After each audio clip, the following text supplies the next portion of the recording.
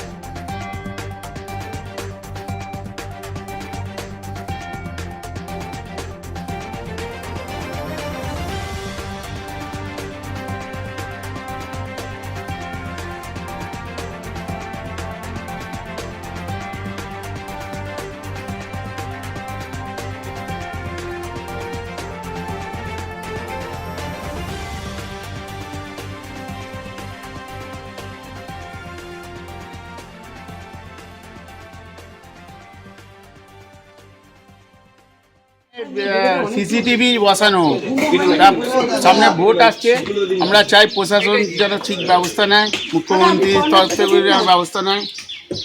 কি হচ্ছে কোথা থেকে তো বোঝা যাচ্ছে না, আর পুলিশ প্রোটেকশন দেওয়া উচিত এখন এখানে। আর এখানে একটা প্রমোটিং হচ্ছে, এর সঙ্গে কিন্তু এর কোনো সম্পর্ক নেই। ওর প্রমোটার যথেষ্ট ভালো, ওনার সঙ্গে এদের কোনো সম্পর্ক নেই। আপনার নামটা বলুন। আমার নাম অজয় রক্ষিত, বাড়ি 1/2D, গাঙ্গুলি পাড়া লেন পেছনে আমার বাড়ি।